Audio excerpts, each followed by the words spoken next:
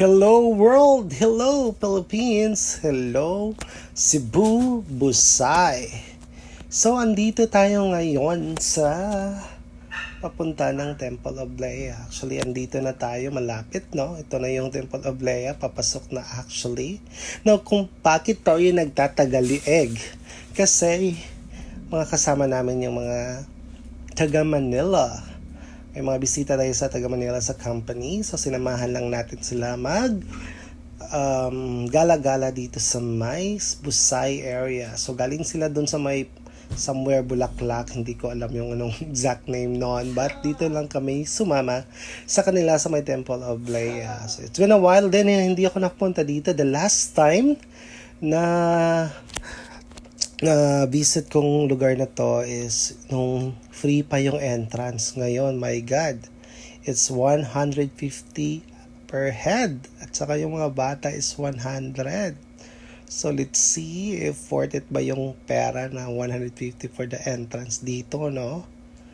By the way, natagalan pala kami dito kasi dito sila nagpapabayad ng entrance fee dito sa may papasok talaga. So, actually, I would like to suggest to the admin team ng Temple of Lea na sana dun sa loob sila mangolekta ng entrance fee kasi nakakakos sila ng traffic if dito banda sila nagko-collect.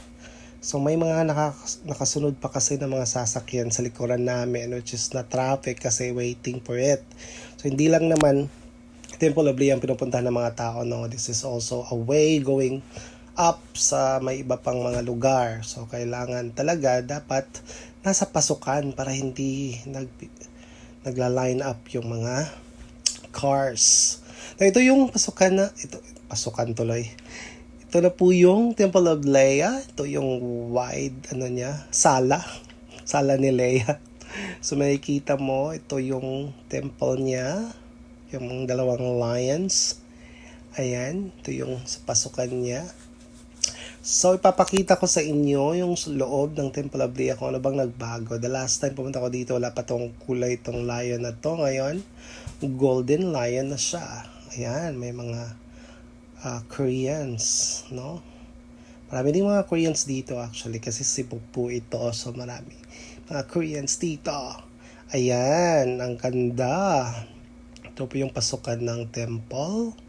Ang ganda-ganda, ang yayamanin, mga gold something Churbanes. So may mga visitors dito na talagang complete outfit pa silang lahat, naka-uniform, nagsi-circle sila doon, may mga pagganap.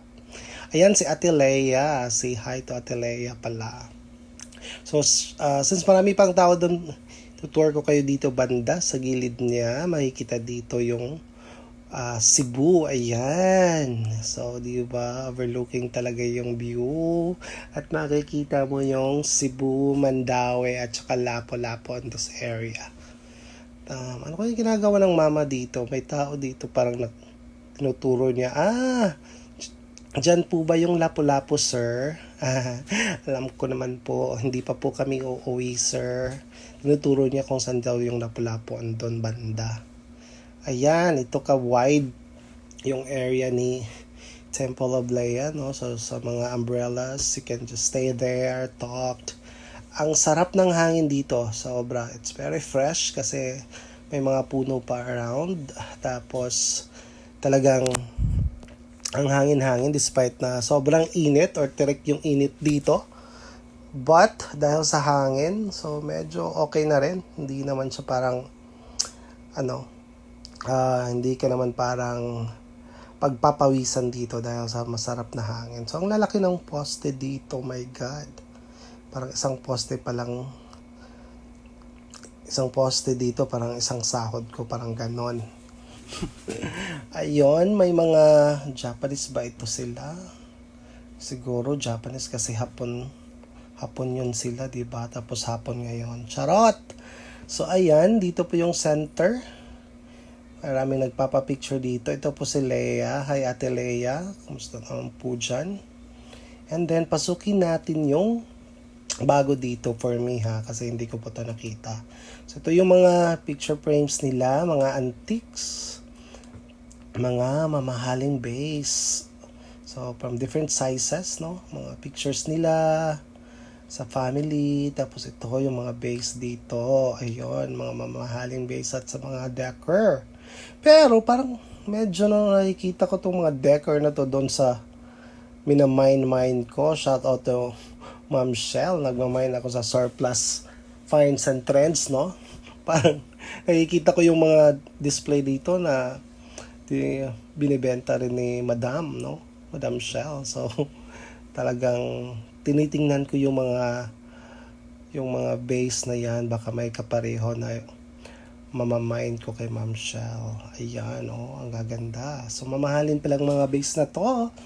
Ewan kong magkano yung isa, pero wala akong balak mangolekta ng base. Baka may laman at may lalabas sa base. Nakita ko yan before sa isang movie. Charot.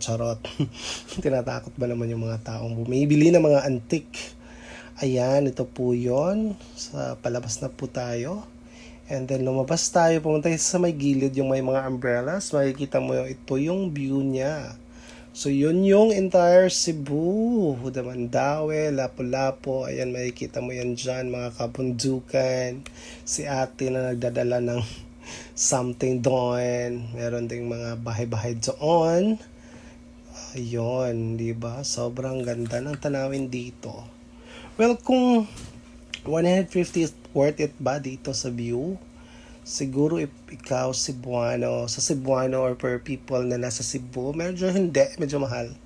Pero kung taga ibang lugar ka, worth it lang siguro. By the way, may kainan sila. Ito yung place nila na kainan dito. Medyo social din siya. I'm not sure with the price, no? Kung pricey ba or what not. However, meron din silang coffee dito, snacks, and tumatanggap sila ng cash or GCash dito, walang credit card. Ayan, tinanong talaga, ano.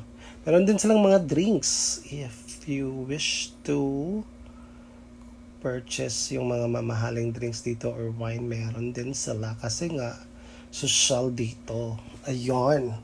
So, ayan, ito po yung tour natin dito. So, technically, after nito, papakita ko din sa inyo, no, prior to this, kumain pala kami doon sa may Bukid Tres. So, ipapakita ko sa inyo ano yung in-order namin. Kasi hindi dapat kami magutom bago mag-tour. Pero ito po yung area ng Temple of Leia. So, and then, ito po yung mga kinain namin sa Bukid Tres. Well, shout out to Bukid Tres, no? In fairness, ang sasarap ng pagkain doon. The lasa, ang sasarap, and then price is medyo okay lang. Not that pricey at all.